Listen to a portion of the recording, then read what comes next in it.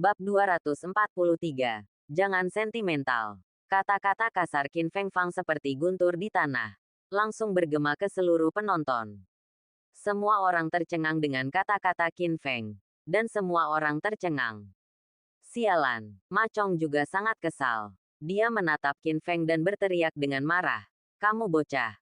Pembicaraan gila apa yang kamu bicarakan? Kamu mungkin sedang bermimpi dan belum bangun.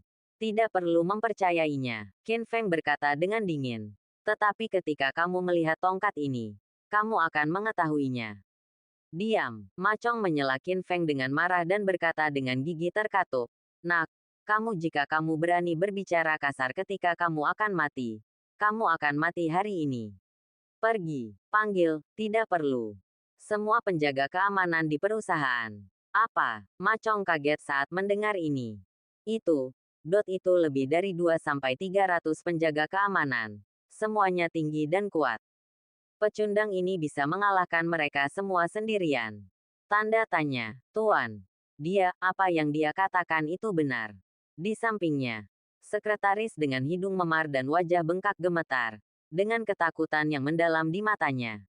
Bagaimana mungkin? Ma Chong kaget. Karena menurut penyelidikannya, Qin Feng hanyalah pecundang. Bagaimana sampah bisa memiliki kemampuan seperti itu? Tanda seru. Qin Feng memandang Ma Chong dengan merendahkan dan bertanya dengan suara dingin. Sekarang, metode apa lagi yang kamu punya? Nak, berhentilah bersikap sombong. Mata Ma Chong muram dan dia mengertakkan gigi. Katakan kamu. Karena kamu memukuliku di klub Yun Xiao. Aku sudah lama berencana untuk berurusan denganmu. Apakah kamu pikir aku belum siap? Begitu dia selesai berbicara, dia mengeluarkan miliknya. Walkie-talkie dan berteriak, kemarilah semuanya. Tendang, tendang, tendang. 10 detik kemudian, tiba-tiba terdengar suara langkah kaki di luar. Saat berikutnya, ratusan orang kuat tiba-tiba bergegas masuk ke kantor. Orang-orang besar itu semuanya seperti serigala dan harimau, penuh dengan niat membunuh. Mereka semua memancarkan aura pembunuh yang kuat. Dan mereka semua membawa pisau panjang dan tongkat pendek di tangan mereka. Sekilas, dia adalah master yang telah menjilat darah sepanjang tahun. Dalam sekejap mata, Qin Feng dikepung. Hahaha. Ma Chong tertawa dengan arogan dan berkata dengan penuh kemenangan. Anak nakal. Aku tidak menyangka bahwa untuk berurusan denganmu, aku secara khusus menemukan sekelompok orang seperti itu. Tanah dan membunuhmu. Mayatnya ditemukan terpotong-potong. Tapi karena kamu mengambil inisiatif untuk mati, maka aku akan membiarkanmu melakukannya. Qin Feng menatap orang-orang bawah tanah yang ganas di sekitarnya. Matanya tenang dan tenang. Jauh di dalam matanya, ada aura berbahaya, mendengus. Saya pikir itu sesuatu yang istimewa. Tetapi mereka hanyalah sekelompok gangster. Dia adalah Wu Hou yang agung dan setengah melangkah, dan bisa dihancurkan dengan menjentikkan jarinya. Saat dia melihat, sekelompok pria besar bersiap untuk menyerbu dalam kerumunan. Qin Feng juga mengepalkan tangannya dan bersiap untuk bertarung. Dalam suasana mesiu yang kuat, tiba-tiba, berhenti, Ma Chong. Kamu tidak bisa menyentuhnya. Sambil berteriak, Tang Feiyan masuk dengan cepat dari pintu. Tang Feiyan, Ma Chong mengerutkan kening dan bertanya dengan tidak senang. Apa maksudmu? Apakah kamu ingin melindungi anak ini? Tapi maaf, anak ini sudah mati hari ini. Kamu tidak bisa melindunginya. Adalah putri orang terkaya di ibu kota kekaisaran. Dan dia, Ma Chong, adalah putra orang terkaya di Daxia. Dalam hal identitas, status, dan kekayaan, dia tidak takut pada Tang Feiyan. Ma Chong, bukan aku yang ingin melindungi Qin Feng. Ini perintah wanita tertua. Tang Feiyan tiba-tiba berkata. Apa? Ma Chong terkejut dan terkejut. Segera, dia mengerutkan kening dengan curiga. Tang Feiyan, kamu tidak akan berbohong padaku, kan? Nona Yunqing mengatakan sebelumnya bahwa dia tidak menyukai anak laki-laki ini. Bagaimana mungkin kamu masih akan melindunginya? Petik 2. Jika kamu tidak mempercayaiku, kamu dapat bertanya pada wanita tertua sendiri. Tetapi kamu akan bertanggung jawab atas konsekuensinya. Tang Feiyan mengancam dengan dingin. mengungkapkan harga dirinya yang tersirat. Ini, Ma Chong ragu-ragu. Dan setelah berpikir berulang kali, dia melambai kepada sekelompok pria besar untuk mundur. Dan kemudian menatap Qin Feng dengan tidak senang. Nak, kamu hanya kurang beruntung. Namun, Qin Feng menolak menyerah dan memperingatkannya lagi. Dengar, saya harus memberitahu Anda, Ma Tianlin, tentang hutang yang harus saya tagih di sini. Terutama token ini, tongkat penyangga. Petik 2. Anda harus memberi saya balasan dalam 3 hari. Segera. Qin Feng keluar dari gedung grup Ma. Melihat punggungnya, Ma Chong mengertakkan gigi. Tetapi ragu-ragu lagi dan tetap tidak mengejarnya untuk membalas dendam. Tunggu, Tang Feiyan bergegas. Nadanya merendahkan seperti biasa. Qin Feng, apakah kamu gila? Ma Chong ini adalah putra orang terkaya. Ma Tianlin sekaya siapapun di negeri ini. Dan koneksinya sangat buruk. Beraninya kamu datang ke grup Lin untuk menimbulkan masalah. Apakah kamu benar-benar tidak ingin hidup lagi? Aku berkata, aku di sini untuk menagih hutang. Dan wajar untuk membayar kembali hutang. Kata Qin Feng. Pembicaraan gila apa yang kamu bicarakan? Tang Feiyan berkata dengan tidak sabar. Hari ini, jika saya tidak mendapat kabar bahwa kamu membunuh Lin untuk menimbulkan masalah dan wanita tertua meminta saya untuk menyelamatkanmu, kamu akan dipukuli sampai mati, dahulu kala. Jangan berpikir bahwa kamu telah diselamatkan. Kamu bisa menamparkan wajahku begitu kamu memukul wanita tertua. Dengarkan baik-baik, sebelumnya, wanita tertua berjanji akan membantumu 3 kali. Tapi sekarang aku sudah melakukannya menggunakannya 2 kali. Saya menyarankan Anda untuk tenang dan menghargai kesempatan terakhir ini. Petik 2. Jika tidak ada yang akan peduli jika Anda dipukuli sampai mati. Petik 2. Petik 2. Sudahkah Anda mengatakan cukup? Petik 2. Qin Feng mencibir dan berkata dengan nada tenang. Saya juga menyarankan Anda untuk tidak bersikap sentimental. Saya berani melakukannya. Grup secara alami memiliki kepercayaan diri sendiri. Dan Anda tidak perlu menimbulkan masalah sama sekali. Dan saya akan menyampaikan kata-kata saya di sini. Segera. Bu Tianlin akan berlutut dan memohon padaku. Jika kamu tidak percaya, tunggu dan lihat saja. Kamu, Tang Feiyan tersentak marah. Wajahnya tampak sangat jelek. Dalam kemarahan, dia mengucapkan sepatah kata pun. Orang gila, Qin Feng. Kamu orang gila yang merasa benar sendiri. Kamu sedang mencari kematian. Jika kamu membuat masalah lagi, wanita tertua tidak akan membantumu. Tang Feiyan mengutuk beberapa kali dan pergi dengan marah. Qin Feng tidak repot-repot menjawab. Dan dengan tenang menarik pandangannya dan kembali ke Zijinwan. Di sisi lain, kantor Ma Group. Sialan, Qin Feng, jika aku tidak memotongmu menjadi beberapa bagian, aku akan menulis kata, kuda, secara terbalik. Ma Chong sangat marah dan mengutuk. Hari ini, jika Tang Feiyan tidak keluar untuk mengganggu situasi, dia akan menghajar bocah itu hingga menjadi cacat kelas 3. Semakin dipikir-pikir, dia semakin marah. Sehingga dia meminta anak buahnya untuk langsung membuang tongkat besi hitam itu ke tempat sampah. Bahkan meludah ke tempat sampah. Bah, apa-apaan ini? Beraninya kamu menggunakan kain seperti ini untuk memamerkan kekuatanmu. Dengan ini, Ma Chong merasa lega. Sayangnya dia tidak tahu seberapa besar bencana yang akan ditimbulkan oleh tindakan ini padanya. Bab 244. Staf Kepala Naga yang mengejutkan. Sore harinya, orang terkaya Ma Tianlin akhirnya kembali ke rumah Ma.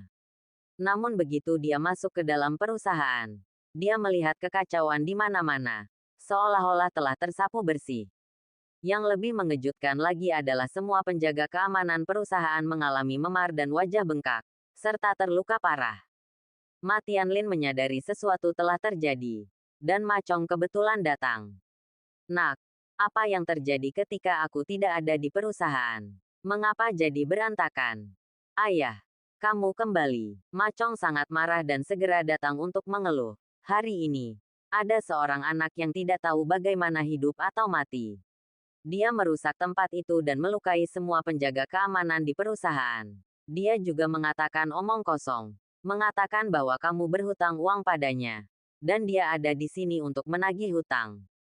Itu tidak masuk akal. Ma Tianlin tertawa dengan marah. Merasa sangat marah.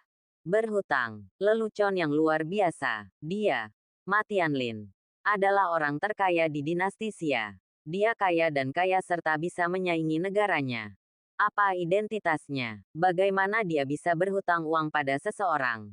Tak lama kemudian, Ma Tianlin yang marah segera menanyakan detailnya kepada putranya, Ma Chong. Apa yang terjadi? Tolong jelaskan padaku baik-baik. Jadi, Ma Chong menjelaskan apa yang terjadi secara detail. Nama anak laki-laki itu adalah Qin Feng. Aku punya dendam padanya sebelumnya. Tapi hari ini dia tiba-tiba mengetuk pintu dan terus berkata, "Ayah, kamu berhutang uang padanya." Petik 2 titik. Datanglah ke rumah secara langsung dan kembalikan setengah dari aset keluarga Ma dengan berlutut. Benar-benar orang gila. Petik 2 titik titik titik petik 2. Ma Chong mengertakkan gigi karena marah ketika dia menyebutkan apa yang terjadi pada siang hari. Penuh kebencian. Dia bahkan tidak menyebutkan bahwa dia akan berurusan dengan Qin Feng. Tetapi anak itu menerobos masuk dan membuat masalah tanpa mengetahui apa yang dia lakukan. Jika wanita itu Tang Feiyan tidak muncul tiba-tiba, ya, dia pasti akan membunuh Qin Feng. Ketika Ma Tianlin mendengar ini, dia menyipitkan matanya dengan curiga. Sekilas, sepertinya dia memang orang gila. Tetapi mengapa masalah ini menjadi semakin aneh ketika semakin banyak orang memikirkannya? Apakah ada hal seperti itu? Apalagi yang anak itu katakan. Benar, Ma Chong tiba-tiba teringat sesuatu dan berkata, ketika anak itu pergi, dia meninggalkan tongkat penyangga yang patah dan berkata, macam apa tandanya kan? Petik 2. Kruk, mendengar ini, Ma Tianlin sepertinya tiba-tiba teringat sesuatu yang buruk. Dan ekspresinya langsung berubah dengan cepat. Dia tiba-tiba panik dan bertanya dengan cepat, izinkan saya bertanya. Apakah kruk itu terbuat dari besi hitam? Hitam, dengan ukiran kepala naga di atasnya. Ini, Ma Chong menggelengkan kepalanya. Apakah itu hitam? Sial, aku tidak tahu. Tapi memang ada kerannya. Di mana tongkatnya? Tunjukkan padaku. Ma Tianlin tiba-tiba menjadi bersemangat. Ayah, aku sudah membuangnya ke tempat sampah. Sudah berakhir. Seluruh tubuh Ma Tianlin gemetar, seperti disambar petir. Wajahnya pucat. Dia ketakutan. Dan keringatnya bercucuran. Ayah, ada apa? Ma Chong menyadari ada yang tidak beres dan bertanya dengan bingung, apa akhirnya? Sialan. Aku akan memukulmu sampai mati. Ma Tianlin datang dengan terkejut. Marah dan marah. Tanpa mengucapkan sepatah kata pun, dia menamparkan wajah putranya, Ma Chong. Bah, Ma Chong berteriak dan dipukuli sebanyak 3 kali. Tamparan ini langsung membuatnya pingsan. Dia menutupi wajahnya. Matanya penuh dengan keterkejutan dan kesedihan. Ayah, kamu, apa yang kamu lakukan? Kamu bajingan. Kamu telah menyebabkan masalah besar. Ma Tianlin merasa ngeri dan ketakutan. Dia tampak gugup dan berkata pada dirinya sendiri, pasti tidak ada yang salah. Pemuda itu pasti dari Longmen. Longmen datang kepadaku untuk menagih hutang. Petik 2 tanda seru. Ma Chong bertanya dengan kaget. Ayah, apa yang terjadi? Apakah kamu benar-benar berhutang uang pada orang lain?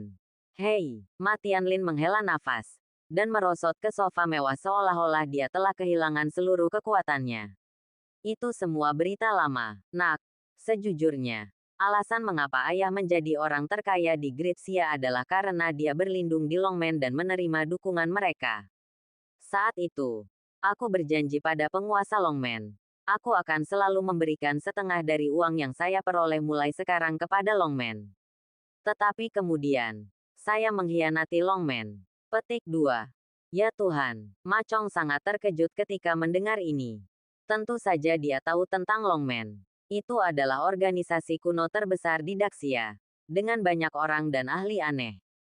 Kekuatan mereka meluas ke setiap sudut Daxia. Dengan ratusan ribu anggota.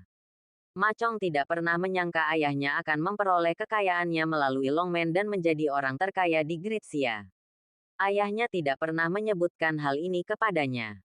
Saat ini, Ma Tianlin melanjutkan, biar ku beritahu. Alasan kenapa aku berani mengkhianati Longmen adalah karena aku mendengar Tuan Longmen tiba-tiba menghilang.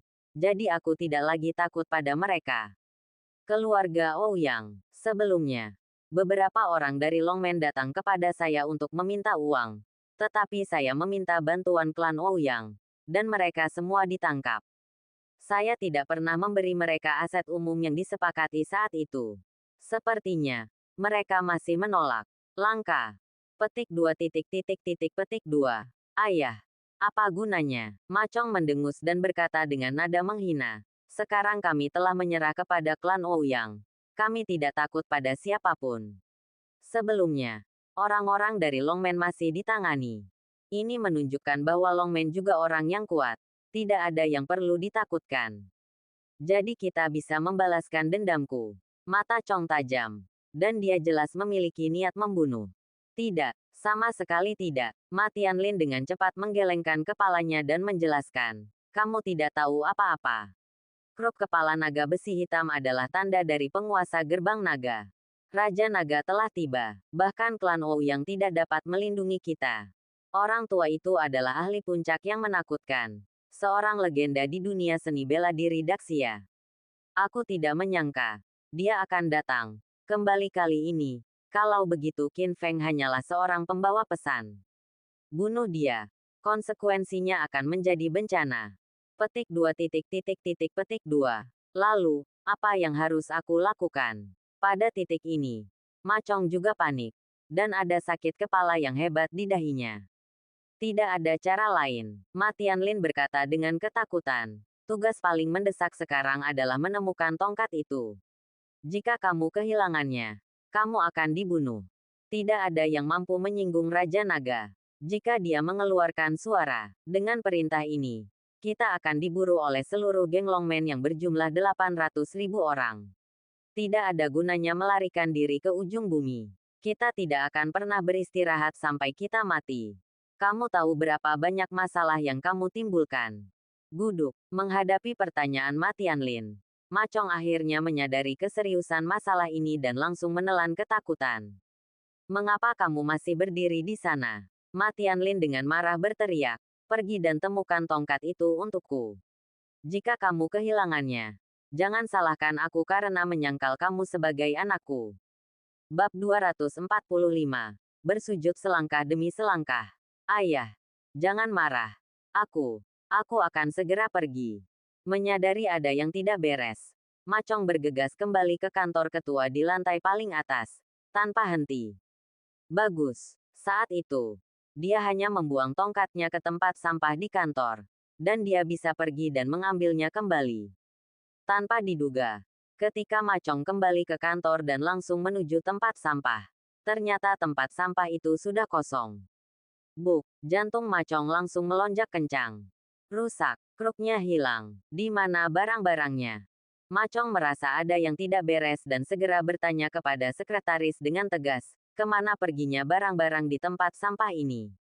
Sekretaris itu menjawab dengan ketakutan, Tuan, baru saja, petugas kebersihan datang dan membuang semua sampah.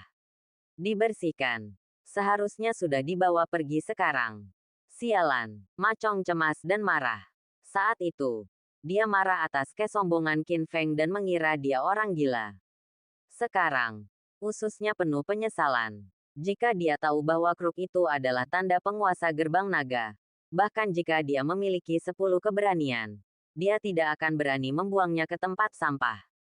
Sekarang lebih baik, dalam keputusasaan, Macong segera memimpin sekelompok orang dan bergegas ke tempat pembuangan sampah dengan tergesa-gesa. Di stasiun pemindahan, tumpukan sampah menumpuk, lalat beterbangan, tikus berkerumun, dan bau busuknya menjijikkan. Macong menahan gejolak di perutnya dan meminta sekelompok anak buahnya untuk mengobrak-abrik sampah. Tapi tempat pembuangan sampah ini terlalu besar. Setengah dari sampah ibu kota kekaisaran dikumpulkan di sini.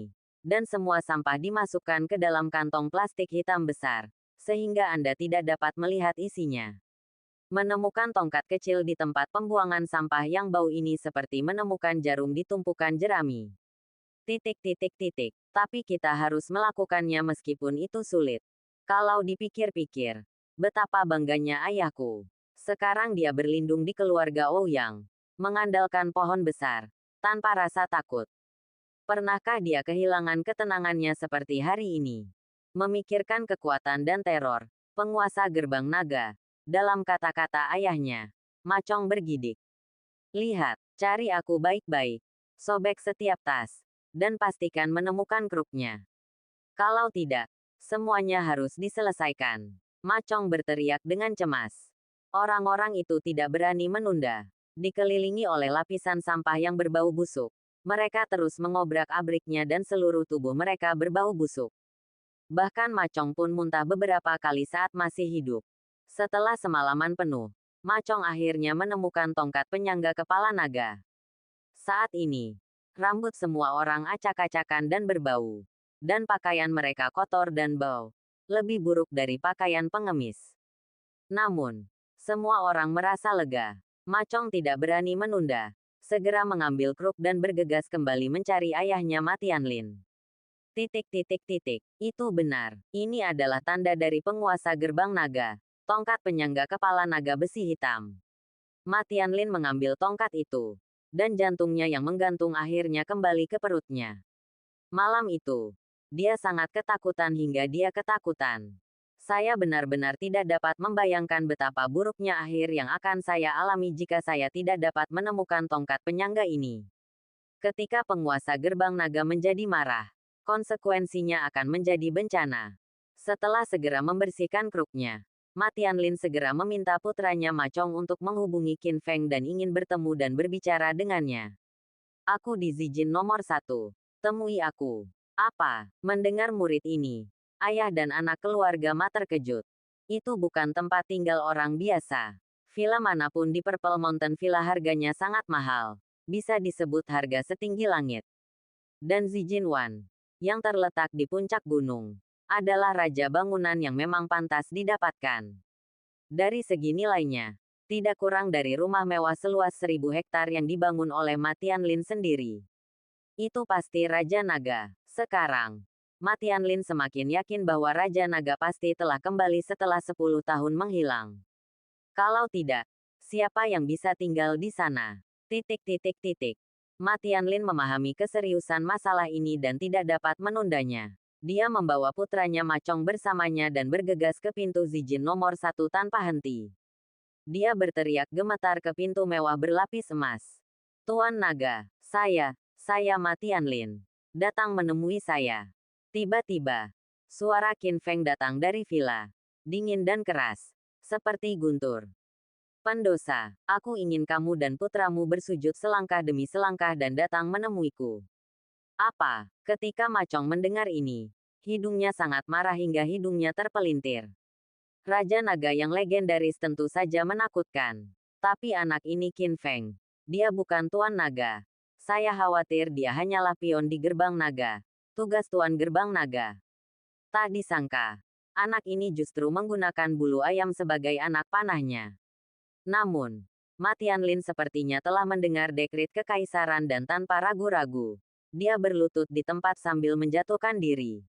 Berlututlah. Melihat ketidaksenangan dan penolakan putranya untuk berlutut, Ma Tianlin segera berteriak dan mengutuk. Apa yang kamu lakukan berdiri di sana dengan linglung? Mengapa kamu tidak segera berlutut dan menyelamatkan hidupmu? Petik 2. Petik 2. Ma Chong, ketika saya berpikir tentang dipukuli oleh Qin Feng Feng sebelumnya, saya menjadi sangat marah dan merasa sangat tidak yakin. Tapi ayahnya mendesaknya lagi dan lagi. Tapi dia tidak bisa berbuat apa-apa. Plop, tak lama kemudian, ayah dan anak itu berlutut bersama. Dengan patuh bersujud selangkah demi selangkah. Tidak berani bersikap tidak sopan sama sekali. Saat ini, Ma Tianlin tidak memiliki setengah dari kesombongan menjadi orang terkaya di Gritsia. Dia rendah hati dan malu. Seperti anjing tua yang ketakutan. Jika pemandangan ini dilihat oleh orang luar, pasti akan mengejutkan seluruh komunitas bisnis Daxia. Ma Tianlin, orang terkaya di dunia, terpaksa membawa serta putranya dan bersujud kepadanya di setiap langkah. Ekspresi gemetar dan ketakutan itu seperti menyembah Tuhan yang benar. Butuh waktu setengah jam bagi ayah dan anak itu untuk naik ke halaman belakang villa dengan susah payah. Di depan mereka, sosok tegap berdiri dengan tangan di belakang punggung, kuat dan merendahkan, menatap mereka berdua. Ma Tianlin, kamu penjahat pengkhianat. Awalnya, kamu merendahkan diri dan berlindung di Longmen. Dan dengan dukungan Longmen, kamu menjadi orang terkaya di Gritsia. Kamu berjanji untuk menyumbangkan setengah dari asetmu. Tapi maka kamu mengingkari janjimu. Kamu secara terbuka mengkhianati dan mengingkari janjimu. Mengkhianati Longmen dan berlindung pada klan Ouyang. Jawab aku. Apakah kamu tahu kejahatannya? Ada niat membunuh yang tidak tahu malu dalam kata-katanya. Ah, aku bersalah. Bersalah. Ma Tianlin berani mengatakan tidak. Dia terjatuh ke tanah. Seperti anjing mati. Dan segera menyerah. Lagi pula, dia mengira penguasa gerbang naga ada di sini. Sosok menakutkan yang legendaris itu. Dan dia tahu betapa kuatnya dia. Hancurkan dia sampai mati tanpa usaha apapun. Titik titik titik. Kemudian, Ma Tianlin melihat sekeliling secara diam-diam, seolah mencari sesuatu. Tetapi Raja Naga tidak terlihat. Permisi, Ma Tianlin bertanya ragu-ragu. Di mana Raja Naga? Saya ingin meminta maaf kepada Raja Naga secara pribadi. Tidak perlu. Qin Feng menggelengkan kepalanya. Matanya dingin. Dan dia berkata dengan ringan. Saya Tuan tidak ada di sini. Saya satu-satunya di sini. Saya Tuan Muda Longmen. Bab 246. Wajah jelek. Apa? Setelah mengetahui identitas Qin Feng, Ma Tianlin terkejut dan ngeri. Dan Ma Chong bahkan lebih terkejut lagi. Selama periode waktu ini, Qin Feng sangat terkenal di ibu kota kekaisaran. Tetapi dia masih terkenal kejam. Bagus. Anak laki-laki ini memang beruntung. Dan entah bagaimana dia menjadi tunangan misterius dari wanita tercantik di ibu kota kekaisaran. Namun semua orang mengira anak laki-laki ini melebih-lebihkan kemampuannya dan tidak layak untuk sangguan Yunqing. Mereka mengira dia adalah seekor katak yang ingin makan daging angsa. Selain itu, Qin Feng ini juga bertindak sebagai kekasih Ning Qingsui. Anda tahu, itu adalah wanita Long Jiuxiao. Dan dia akan segera menikah. Kejadian ini pasti membuat Long Clan sangat marah. Setelah Anda mengambil tindakan, hancurkan dia sampai mati dalam hitungan menit. Namun, meski reputasinya kurang bagus, tetap saja membuat semua bangsawan di ibu kota kekaisaran iri, termasuk Ma Chong. Sungguh suatu berkah memiliki dua wanita cantik dari ibu kota kekaisaran pada saat yang bersamaan. Semua orang penasaran, kenapa anak ini melakukan ini. Tanpa diduga, Qin Feng, anak ini, ternyata adalah orang sungguhan tanpa menunjukkan wajahnya. Dia sebenarnya adalah murid dari Penatua Long yang kuat dan legendaris dan Tuan Muda Gerbang Naga. Berita ini terlalu mengejutkan dan mengasyikkan. Begitu kabar menyebar, saya khawatir seluruh ibu kota kekaisaran. Tidak, seluruh Daxia akan menimbulkan sensasi. Itu akan menjadi gempa besar yang akan mengejutkan seluruh negeri. Pada saat ini, Ma Tianlin tampak ketakutan. Meskipun penguasa Longmen tidak ada di sini, Qin Feng adalah murid dari orang besar itu. Datang untuk menagih hutang kali ini mungkin adalah niat dari penguasa Gerbang Naga. Kalau tidak, bagaimana dia bisa memberinya tongkat berkepala naga? Ayah, pada saat ini, Ma Chong pulih dari keterkejutannya dan berbisik kepada Ma Tianlin dengan suara rendah.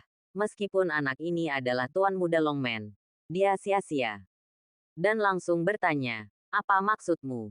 Tuan Muda Longmen yang bermartabat. Murid Tuan Long, bisakah orang ini menjadi sia-sia? Ma Chong mencibir dan melanjutkan. Anak ini tampaknya cukup kuat sebelumnya. Tetapi kemudian, dikatakan bahwa dia kehilangan kultivasinya dan menjadi orang yang tidak berguna. Penjaga keamanan perusahaan kita bukan lagi seorang pejuang. Sangat mudah menangani anak ini. Petik 2. Setelah mendengar ini, Ma Tianlin sangat bersemangat. Jika hal ini terjadi, krisis dapat diatasi. Nak, Ma Tianlin menyipitkan matanya dan melihat sekeliling dengan gelisah. Kamu benar-benar satu-satunya di sini. Apakah Raja Naga benar-benar tidak ada di sini? Itu benar. Qin Feng berkata dengan bangga. Saya adalah Tuan Muda Gerbang Naga. Aku akan melunasi hutang ini denganmu. Meskipun Qin Feng penuh aura dan nadanya sangat bangga, Ma Tianlin tidak lagi takut. Lagi pula, anak ini telah menjadi orang yang tidak berguna sekarang. Dia tidak memiliki kultivasi. Kultivator manapun dapat dengan mudah mengeluarkan uang untuk menghancurkan anak ini sampai mati. Ma Tianlin memutar matanya dan memiliki niat buruk lagi. Aku melihatnya tiba-tiba mencibir, menunjukkan wajah jelek. Nak, berdirilah. Anak ini hanyalah pecundang. Tidak ada yang istimewa sama sekali. Dia tidak memenuhi syarat untuk disembah oleh kita. Ketakutan dan dekadensi sebelumnya tersapu. Dan kesombongan menjadi sombong lagi. Dan pinggang menjadi keras. Haha. Kamu bocah. Beraninya seorang pecundang pamer di sini. Apakah kamu pikir aku takut? Petik 2. Oh. Qin Feng mengangkat alisnya dan bertanya sambil mencibir. Apa maksudmu? Sepertinya. Apakah kamu tidak akan membayar kembali uangnya? Kamu benar, Ma. Tianlin berkata dengan tatapan arogan dan senyum sinis. Saya telah meninggalkan Longmen dan bukan lagi anggota Anda, Longmen. Jika kamu punya nyali, bicaralah dengan klan Ouyang. Jangan pernah kembali. Sampah. Mata Qin Feng menjadi dingin dan dia berkata dengan sedih. Ma Tianlin, kamu mengkhianati Longmen dan tidak bertobat ketika kamu akan mati. Tidak ada harapan. Pengkhianatan. Yang lalu, Tuan Naga tiba-tiba menghilang. Dan gerbang Naga Nuoda tidak memiliki pemimpin. Aku tidak perlu tinggal lagi. Burung yang baik memilih pohon untuk beristirahat. Dan menteri yang baik memilih tuannya. Pilihan yang paling tepat dengan bergabung dengan keluarga Ouyang. Itu saja. Kamu tidak punya hak untuk mengkritikku. Pada saat ini, Ma Chong juga melompat keluar dan tersenyum jahat. Nak, ajalmu telah tiba. Kamu hanyalah tuan muda yang tidak berguna. Kepada siapa kamu bisa memamerkan kekuatanmu? Biar ku beritahu, jika kamu mengacaukan keluarga Maku, hidupmu akan baik-baik saja selesai. Tunggu dan lihat saja. Aku akan memanggil seseorang untuk memotong anakmu menjadi beberapa bagian untuk membalaskan dendammu karena telah memukuliku sebelumnya. Qin Feng berkata dengan mata tajam dan nada dingin. Kalian berdua sangat serius. Kamu sangat tidak tahu malu dan putus asa. Dalam hal ini, aku akan membiarkanmu membayar dengan nyawamu.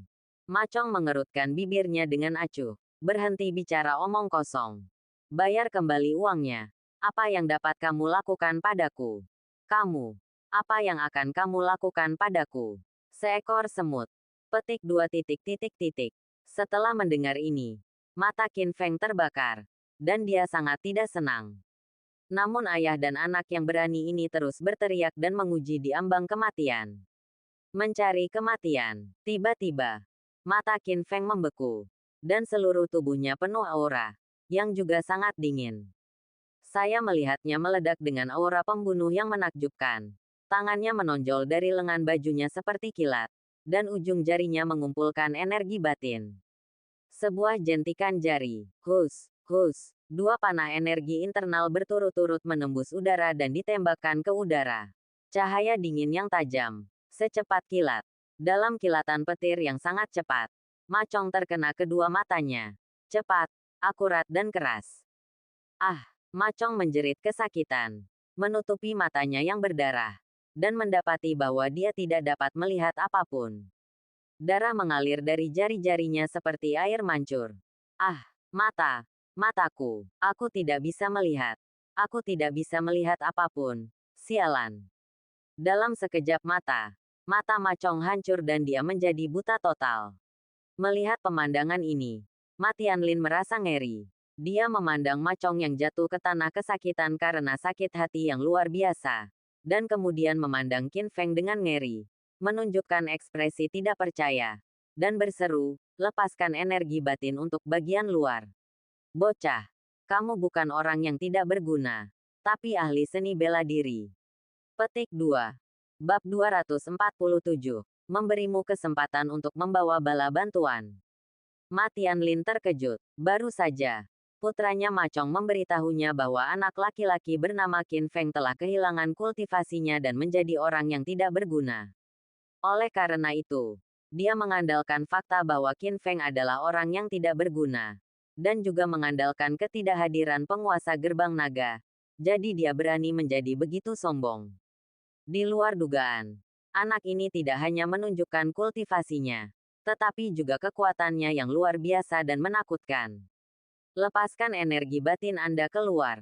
Tidak ada keraguan bahwa ini memang keterampilan yang hanya bisa dikuasai oleh ahli seni bela diri. Orang tua, penglihatanmu masih bagus. Qin Feng mengangguk dengan bangga. Matanya penuh arogansi. Dia tidak perlu menyembunyikan identitasnya. Karena dia telah dibuat marah oleh ayah dan anak yang pengkhianat dan tidak tahu malu ini. Dan siap untuk membunuh. Oleh karena itu, dia tidak perlu menyembunyikan kekuatannya di depan ayah dan anak keluarga Ma. Biarkan ayah dan anak ini mati dengan jelas. Ayah. Ma Chong menjadi buta karena tembakan itu. Dan dia terjatuh ke tanah karena ketakutan. Jeritannya menyebar ke seluruh ruangan. Dan dia sangat kesakitan. Aku tidak bisa melihat apa-apa. Aku akan menjadi buta. Sialan. Aku sangat membencinya. Nak, Ma Tianlin merasa tertekan dan marah. Dia menatap Qin Feng. Matanya menyemburkan api. Dan mengutuk dengan gigi terkatup. Anak nakal. Beraninya kamu menyakiti anakku. Aku tidak akan pernah melepaskanmu. Kali ini. Giliran Qin Feng yang meremehkan. Qin Feng menatap Ma Tianlin dengan tatapan main-main di matanya dan mencibir. Orang tua, selamatkanlah. Kamu tidak akan pernah mempunyai kesempatan untuk membalas dendam lagi. Karena hari ini adalah hari di mana kamu, ayah dan anak yang pengkhianat, bodoh dan tidak tahu malu, mati. Ma Tianlin sangat marah, mengerutkan kening, mengancam dengan tatapan lurus. Anak nakal, jangan bangga. Saya telah menjadi orang terkaya di Daxia selama bertahun-tahun. Dan koneksi saya bukanlah sesuatu yang saya andalkan. Di belakang saya adalah keluarga Ouyang. Keluarga berusia 1000 tahun di ibu kota kekaisaran. Kamu berani menyentuhku dan mencoba. Selama kamu berani membunuhku, bukan hanya kamu tidak akan mendapatkan 1 sen pun dari grup Maku, tetapi klan Ouyang tidak akan pernah membiarkanmu pergi. Kapan saat waktunya tiba, kamu akan mati dengan cara yang buruk. Dalam keputusasaan, Ma Tianlin, untuk menakut-nakuti Qin Feng, memindahkan klan Ouyang di belakangnya. Itu adalah pendukung terbesarnya. Dia ingin membuat anak ini Qin Feng menjebak dirinya sendiri dan tidak berani main-main. Seperti kata pepatah, memukul anjing tergantung pemiliknya.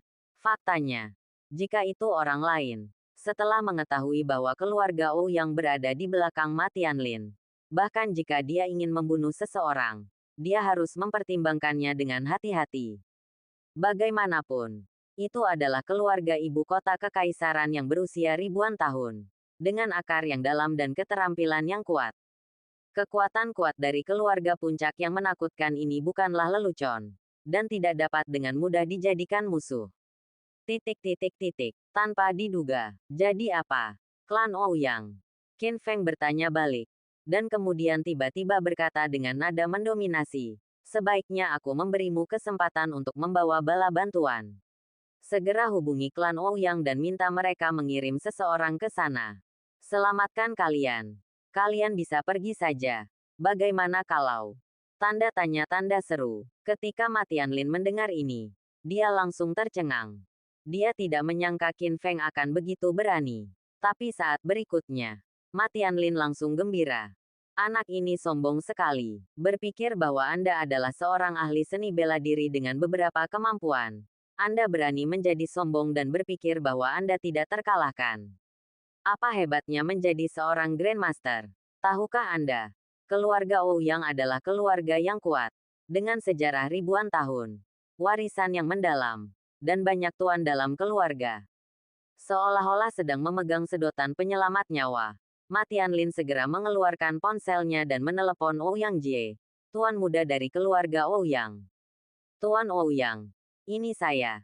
Saya Ma Tianlin. Tuan muda Longmen muncul di Zijinno. 1. Sekarang, saya dan putra saya berada di tangan bocah itu. Kamu masih ingin merampas properti keluarga Maku. Tuan Ouyang, tolong selamatkan aku. Petik 2. Berapa banyak orang di sini? Tanya Ouyang Jie. Hanya satu, jawab Ma Tianlin. Suara menghina Ouyang Jie terdengar di telepon. Itu hanya tuan muda Longman. Tidak ada yang istimewa. Yang lain takut padanya. Tapi saya tidak. Mendengar ini, Ma Tianlin sangat gembira dan berkata dengan penuh semangat. Tuan Ouyang. Jadi, kamu sendiri yang akan mengambil tindakan. Tentu saja, Ouyang Jie berkata dengan sangat arogan. Saya selalu melihat kesetiaan Ma Tianlin Anda kepada keluarga Ouyang saya. Jangan khawatir. Kali ini, saya akan pergi keluar secara pribadi untuk membantu Anda membunuh Tuan Muda Longman dan memastikan bahwa Anda dan putra Anda aman. Petik 2. Ouyang Jie begitu sombong sehingga dia tidak menganggap serius Qin Feng sama sekali. Alasan mengapa dia bersedia datang sendiri adalah karena bagi keluarga Ouyang yang kuat, Ma Tianlin belum bisa mati.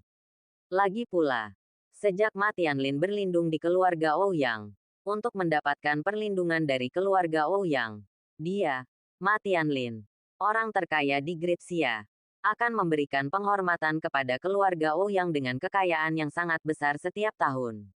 Itu jumlah uang yang sangat besar. Oleh karena itu, bagi keluarga Ouyang, mustahil menemukan adik laki-laki lain yang setia dan kaya raya seperti Ma Tianlin. Jadi tentu saja tidak ada ruang untuk kesalahan. Bagus. Ma Tianlin sangat bersemangat sehingga dia merasa berterima kasih kepada Ouyang Jie, mengetahui bahwa dia telah diselamatkan. Ouyang Jie adalah tuan muda dari keluarga Ouyang yang kuat.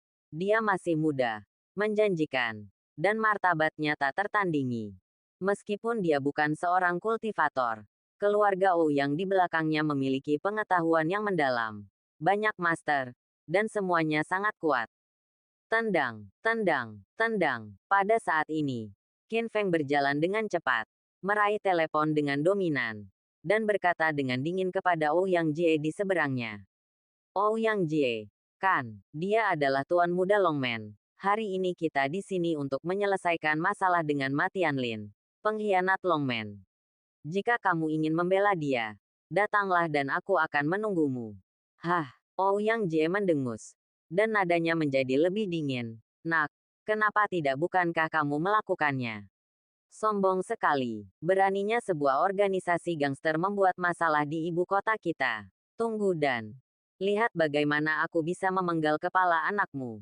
Tidak membunuh Ma Tianlin dan memberinya kesempatan untuk meneleponmu. Hari ini adalah hari untuk menyelesaikan rekening umum. Kamu, keluarga Ouyang, juga tidak bisa melarikan diri. Wah, apa yang terjadi? Yang kamu lakukan, apa maksudmu? Tanya Ouyang Jie dengan tidak senang. Ini sangat sederhana, Qin Feng berkata dengan dingin. Betapa banyak bakti yang telah diberikan Ma Tianlin kepada keluarga Ouyang selama bertahun-tahun. Kamu harus meludahkannya 2 kali dan mengembalikan semuanya ke Longman. Tidak kurang 1 sen pun. Segera setelah dia mengatakan ini, seperti batu besar yang menghantam air yang tenang, menyebabkan ribuan gelombang. Sialan. Mendengar ini, Ouyang Jie tiba-tiba menjadi sangat marah. Dia benar-benar marah oleh Qin Feng dan langsung mengucapkan kata-kata kasar. Anak nakal, jika kamu punya nyali, cuci saja lehermu dan tunggu. Aku akan segera datang menemuimu. Bab 248. Bala bantuan telah tiba. Setelah berteriak dengan marah pada Qin Feng di telepon, Ouyang Jie menutup telepon dan bergegas ke sini dengan marah. Sakit, sangat menyakitkan. Sialan, Qin Feng. Aku tidak bisa mengampunimu. Melihat cahaya lagi dalam hidup ini. Meskipun dia tidak bisa melihat, dia masih mengertakkan gigi dan terus melontarkan kutukan keji dari mulutnya. Nak, tunggu Tuan Ouyang datang nanti. Mari kita lihat bagaimana kamu mati. Kamu membutakanku dengan 1 mata. Dan aku akan membutakanmu dengan 1 mata. Lalu mematahkan anggota tubuhmu. Dan akhirnya memotongmu menjadi beberapa bagian, membuangnya. Pergi beri makan anjingnya. Tunggu dan lihat saja. Ma Tianlin juga mengubah sikap malu dan dekaden sebelumnya. Alih-alih takut pada Qin Feng, dia menatapnya dengan sombong dan sinis. Nak, kamu sudah selesai. Ouyang Jie adalah putra tertua dari keluarga Ouyang. Dia memiliki kepribadian yang sombong dan metode yang kejam. Dia benci diprovokasi. Hari ini, kamu telah melanggar kehendak Tuan Ouyang dan kamu akan mati. Biarkan aku. Itu kesalahan terbesarmu menelepon seseorang. Petik 2. Benarkah? Qin Feng tidak setuju dan berkata sambil setengah tersenyum. Ma Tianlin, jangan terlalu senang, kataku. Jika bala bantuanmu datang, jika aku bisa menyelamatkanmu, aku akan melepaskanmu. Sekarang, izinkan aku menambahkan satu hal lagi. Jika Ouyang Jie tidak bisa menyelamatkanmu, kamu, pengkhianat yang tidak tahu berterima kasih, tidak akan punya kesempatan untuk hidup. Hari ini tahun depan, kamulah yang akan datang. Peringatan kematian. Ada niat membunuh yang tersirat. Wah, menurutku kamu tidak akan menangis sampai kamu melihat peti mati itu. Ma Tianlin mengabaikannya. Dia tidak menganggap serius perkataan Qin Feng, karena dia sangat percaya pada Ouyang Jie. Keluarga Ouyang penuh dengan ahli, dan hanya sedikit dari mereka yang bisa menghancurkan Qin Feng, anak laki-laki yang penuh kebencian, sampai mati. Ma Tianlin tidak bisa menunggu lebih lama lagi. Dia bisa melihat Ouyang Jie menghancurkan Qin Feng hingga dia bisa membalaskan dendamnya. Waktu berlalu menit demi menit. Mengetahui bahwa Ouyang Jie akan datang, dia tidak tahu berapa banyak orang dan lawan menakutkan yang akan dia bawa. Tapi Qin Feng tidak takut sama sekali. Dia mengangkat kepalanya tinggi-tinggi dan memancarkan ketenangan yang luar biasa. Seniman itu berani. Selama ini, ia menjadi terkenal di ibu kota kekaisaran, sering menimbulkan masalah di ibu kota kekaisaran, dan bahkan pernah menjadi fokus diskusi di seluruh ibu kota kekaisaran. Semua orang mengira Qin Feng sia-sia, bahwa dia cukup beruntung memiliki kesempatan mendapatkan dua putri ibu kota kekaisaran pada saat yang sama, dan tidak ada yang menganggapnya tinggi. Bahkan tunangannya, Sangguan Yunqing, meninggalkannya seperti sepatu dan sangat membencinya. Tapi tidak ada yang tahu bahwa Qin Feng bukan hanya tidak sia-sia, tetapi telah memulihkan budidayanya. Phoenix Heavenly Art juga memberinya akses ke 9 dantian yang menakjubkan. Tidak ada seorang pun sebelumnya. Tidak ada seorang pun yang datang setelahnya. Tidak ada seorang pun di antara miliaran. Sekarang, dia hanya selangkah lagi untuk menjadi Marquis of Wu yang sebenarnya. Wu Hou setengah langkah. Tetapi bahkan jika dia adalah Wu Hou setengah langkah, mengandalkan 9 dantian di tubuhnya, kekuatannya 9 kali lebih kuat dari Wu Hou setengah langkah biasa. Dia bukan Marquis of Wu secara nama, tapi Qin Feng sudah menjadi Marquis of Wu. Tidak peduli bantuan apapun yang diberikan oleh Ouyang Jie, dia tidak takut. Boom. Tak lama kemudian, sebuah mobil sport Bugatti melaju dengan asap dan debu yang mengepul. Ouyang Jie ada di sini. Bang, dia menendang pintu mobil hingga terbuka dan melompat keluar dari mobil dengan rapi. Di bawah rambut yang disisir rapi, ada wajah arogan. Pakaiannya mewah dan penuh kebangsawanan. Matanya penuh arogansi, dan langkahnya penuh kesembronoan. Dia layak menjadi tuan muda dari keluarga kaya. Dan hanya dengan status bangsawan dan latar belakang yang menakjubkan dia dapat memiliki aura arogan dan arogan yang memimpin dunia. Haha, Ma Tianlin sangat gembira. Ini dia. Tuan muda Ouyang memang ada di sini secara langsung.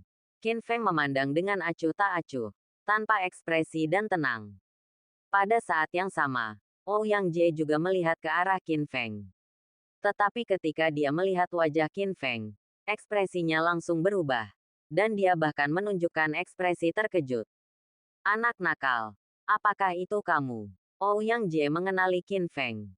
Dia juga menghadiri makan malam Sangguan Yunqing di klub Yunxiao sebelumnya, dan mengetahui bahwa Qin Feng adalah tunangan misterius Sangguan Yunqing dan berselingkuh dengan Ning Qingsui. Saat itu, dia menyaksikan keseluruhan adegan. Tapi saya tidak pernah menyangka bahwa Qin Feng ternyata adalah tuan muda Longmen, yang cukup mengejutkan. Namun segera, Ouyang Jie kembali tenang dan berbicara dengan arogan. Ibu kota kekaisaran ini masih sangat muda. Nak, kamu sangat berani. Kamu tahu bahwa Ma Tianlin dan putranya dilindungi oleh keluarga Ouyang saya. Tetapi kamu berani menyentuhnya. Memakan keberanian hati beruang dan keberanian macan tutul. Petik 2 tanda tanya tanda seru. Petik 2. Petik 2 titik titik titik petik 2. Qin Feng berkata dengan nada yang kuat. Kamu tidak penakut. Kamu tahu bahwa aku adalah Tuan Muda Longman. Tetapi kamu masih berani berbicara omong kosong di hadapanku. Cih, menakuti Ouyang Jie. Kata-kata ini malah membuatnya meremehkan. Gerbang naga, haha. Menurutku gerbang naga bukanlah sesuatu yang istimewa. Raja naga yang kuat saat itu telah hilang selama bertahun-tahun dan belum muncul. Tapi gerbang nagamu takut musuh akan mengambil keuntungan darinya. Itu hanya rahasia. Lagi pula, ini adalah wilayah keluarga Ouyang saya. Bagaimana Anda, seekor semut, mencoba mengubah dunia?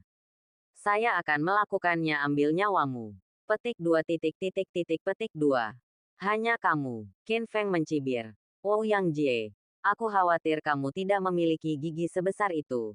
Jadi berhati-hatilah saat mengucapkan kata-kata besar. Ma Tianlin melihat Ouyang Jie datang sendirian tanpa pasukan dalam jumlah besar, dan langsung bertanya dengan bingung. Tuan Ouyang, mengapa Anda sendirian di sini tanpa ada penjaga keluarga? Jangan khawatir.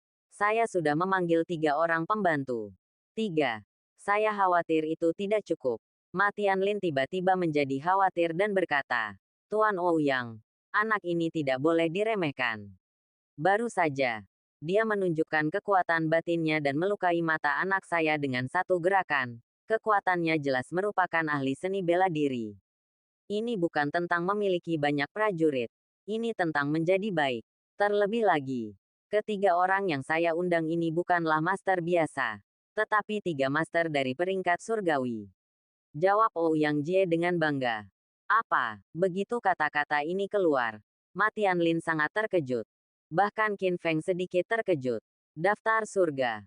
Ini adalah daftar berisi tokoh-tokoh kuat di dunia seni bela diri Daxia. Dan hanya ada 10 kursi. Siapapun yang bisa masuk dalam peringkat surgawi adalah 10 pejuang terkuat di dunia seni bela diri sekuler Gritsia.